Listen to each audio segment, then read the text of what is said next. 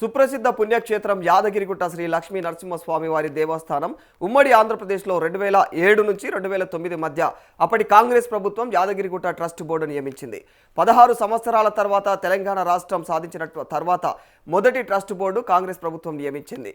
Board చైర్మన్గా ప్రముఖ పారిశ్రామికవేత్త ఎంఎస్ఎన్ రెడ్డి 11 మంది సభ్యులతో 7 కోఆప్షన్ సభ్యులతో అయితే బోర్డును ప్రభుత్వం నియమించింది.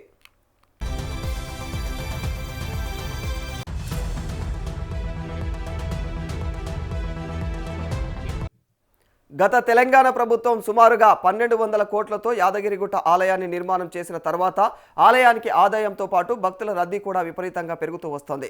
గత ప్రభుత్వంలో సీఎం చైర్మన్తో వైస్ చైర్మన్ కిషన్ రావును యాదగిరిగుట్ట టెంపుల్ డెవలప్మెంట్ అథారిటీ పేరుతో అయితే కమిటీని నియమించింది.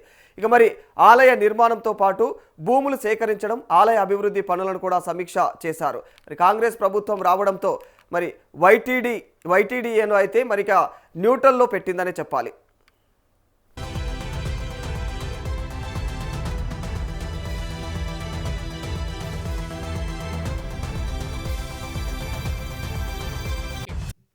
గత ప్రభుత్వంలో సుమారుగా 200 కోట్ల పెండింగ్ పనులను కూడా ఇప్పటి వరకు పూర్తి చేయలేదు.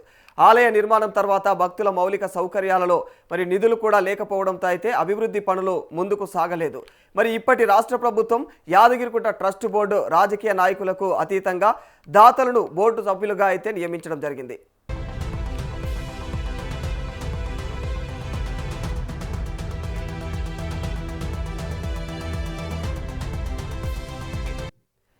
రాష్ట్ర ప్రభుత్వం నియమించిన యాదగిరిగుట్ట ట్రస్ట్ బోర్డు చైర్మన్తో పాటు సభ్యులు, కోఆప్షన్ సభ్యులు శనివారం 11:37 శాస్త్ర ప్రకారం మరి తిరుమల తరహాలో అయితే ప్రధానాలయంలోని బంగారు వాకిలి ముందు ప్రమాణ స్వీకారం చేయనున్నారు.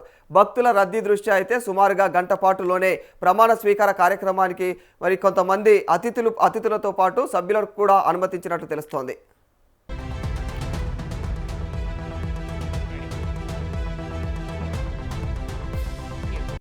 హంగు ఆర్భాటాలు లేకుండా ట్రస్ట్ బోర్డు చైర్మన్ సభ్యులకు ఆలయ ఈవో ప్రమాణ స్వీకారం చేపట్టనున్నారు.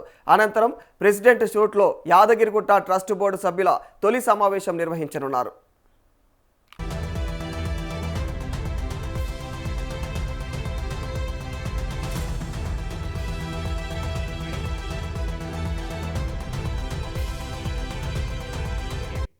మరోవైపు ఉమ్మడి నల్లగొండ జిల్లాలో ట్రస్ట్ బోర్డు సభ్యులుగా ఒక్కరికి కూడా అవకాశం దక్కలేదు.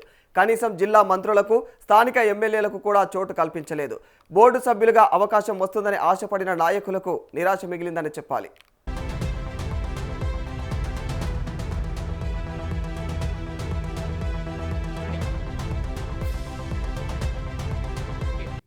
ఇక దేవస్థాన పాలకవర్గం లేకపోవడంతో ఆలయ అభివృద్ధి పనులైతే భక్తుల సౌకర్యాలు కల్పించడంలో అధికారులు విఫలమయ్యారని చెప్పాలి. కనీసం ఈ 2 సంవత్సరాలలో ఒక్క అభివృద్ధి పనులకు కూడా ముందుకు సాగలేదు.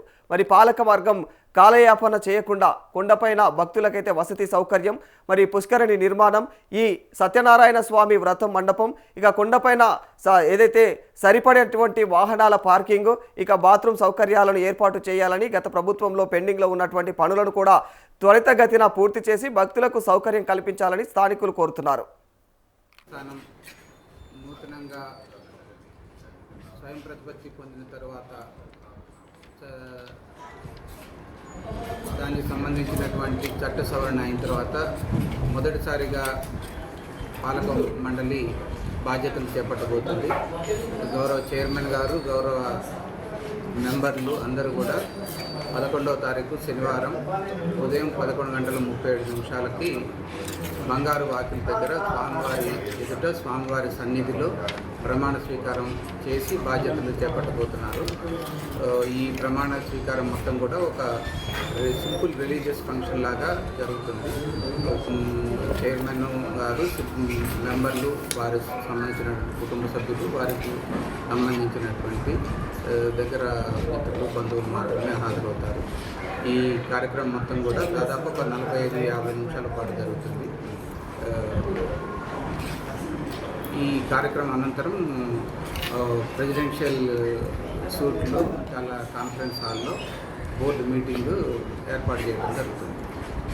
తెలంగాణలోని అతిపెద్ద పుణ్యక్షేత్రము యాదాద్రి భువనగిరి జిల్లాలోని యాదగిరిగుట్ట శ్రీ లక్ష్మీనరసింహస్వామి దేవస్థానానికి 16 ఏళ్ల తర్వాత పాలక మండలిని ఏర్పాటు చేయడం చాలా హర్షించదగ్గ విషయం. ఎందుకంటే పాలక మండలి ద్వారానే దేవాలయ అభివృద్ధి అతి వేగంగా జరుగుతుందని నమ్ముతున్నాం. పాలక మండలి ఈసారి అంతా కొత్త మొహాలతోని అంతా మన బిజినెస్ మ్యాన్లతో చేపట్టడం కూడా ఒక హర్షించదగ్గ విషయం. ఎందుకంటే పాలక మండలి నుంచి ఏం ఆశించకుండా వాళ్ళు తమ సొంత నిధులతోని నిధులు సమకూర్చి ఆలయాన్ని అభివృద్ధి చేస్తారని ఆశిస్తున్నాం. అయితే ఈ వచ్చే పాలక మండలికి యాదగిరిగుట్ట దేవస్థానంలో పలు సమస్యలు స్వాగతం పలుకుతున్నాయి. ఆ సమస్యలను మరి పాలక మండలి దృష్టి సారించి తొందరగా చేయాల్సిన అవసరం ఉంది. ముఖ్యంగా భక్తులకు మరి క్యూ లైన్లో వసతులు అలాగే కొండపైన మరి భక్తుల ఇబ్బందులు గమనించి మరి ఇప్పుడు కొండ మీద యాదగిరిగుట్ట గతంలో నుంచి కూడా 3 నిద్రలు 5 నిద్రలు చేసే అలవాటు ఉంటే దేవుడి దగ్గరికి వస్తే ఇప్పుడు ఆ సౌకర్యం లేకుండా కొండపైన ఏ గదులు ఉండడానికి గదులు లేకుండా భక్తులు వచ్చి వెళ్ళిపోయే పరిస్థితి కాబట్టి చాలా భక్తులు నిరాశ చెందుతున్నారు. ఎందుకంటే యాదగిరిగుట్ట చరిత్రలోనే స్వామివారి దగ్గర 3 నిద్రలు చేయాలి 5 నిద్రలు చేయాలనే ఒక ఆచారం ఉంది. కానీ ఇప్పుడు అది లేకుండా పొద్దున వచ్చి సాయంత్రం వెళ్ళిపోతున్నారు. కాబట్టి భక్తుల కొరకు ఖచ్చితంగా కొండపైన కొందన్న గదుల నిర్మాణం ఏర్పాటు చేస్తే వచ్చిన భక్తులు స్టే ఉండడానికి అవకాశం ఉంది. స్వామివారిని దర్శించుకొని అన్ని కార్యక్రమాలు చేయాలంటే ఉదయం నుంచి సాయంత్రం దాకా స్వామివారి రోజు కార్యక్రమాలు చేయాలంటే రాత్రి 10 అవుతుంది. కాబట్టి మరి ఆ 10 గంటలకు ఇక్కడ పోలేదు కాబట్టి గదులు ఉండడం అవసరం. గదుల సమస్య అలాగే కొండపైన విష్ణు పుష్కర్కి ఎంతో పవిత్రత ఉంది. ఆ విష్ణు పుష్కర్లో స్నానం చేస్తే సర్వ రోగాలు పోతాయని ప్రతిదీ. మరి అలాంటి విష్ణు పుష్కర్ని కొండపైన ఆపి కొండ కింద లక్ష్మీ పుష్కర్ కట్టారు. అది కూడా సమంజసం కాదు. కొండపైన విష్ణు పుష్కర్ని యథాస్థానంలో ఈ విష్ణు పుష్కర్ని ఏర్పాటు చేయాలి. దానివల్లనే భక్తులకు తమ మనోభావాలు దెబ్బతినకుండా ఉంటాయి. అలాగే కొండపైన మరి విష్ణు పుష్కర్తో పాటు మరి కళ్యాణకట్ట కూడా కొండపైన ఉంటే బాగుంటుంది. అలాగే సత్యనారాయణ స్వామి వ్రతాలు కూడా కొండపైన ఉంటే అన్నవరం తర్వాత అంత పెద్ద ఎత్తున జరిగే సత్యనారాయణ స్వామి వ్రతాలు కొండ కింద మార్చడం వల్ల చాలామంది నిరుత్సాహం గురవుతారు. కొండపైన చేసిన తృప్తి కొండపై చేసిన అనుభూతి అందరినీ చాలామంది వ్యక్తం చేస్తున్నారు. కాబట్టి భక్తుల కోసం కొండపైన ఖచ్చితంగా ఈ ఏర్పాటు చేయాలి.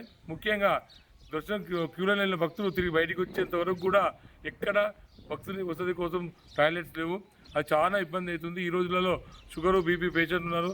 అందరికీ అడుగడుగున మరి ఈ మూత్ర సమస్యలు వస్తాయి. కాబట్టి క్యూ లైన్లలో గుడికి బయటికి రాగానే క్యూ లైన్లో ఈ మొత్తం మూత్రశాలలు కానీ ఈ టాయిలెట్లను ఏర్పాటు చేయడం అవసరం. వాటి గురించి దృష్టి పెట్టాలి. ఇంకా అలా పోతే కొండ యాదగిరిగుట్ట దేవస్థానంలో చాలా పనులు పెండింగ్ ఉన్నాయి. అవన్నిటి మీద కొత్త పాలక మండలి దృష్టి పెట్టి అన్నింటినీ తొందరగా సత్వరం పరిష్కరించేలా ఏర్పాటు చేయాలని స్థానికంగా కోరుకుంటున్నాను.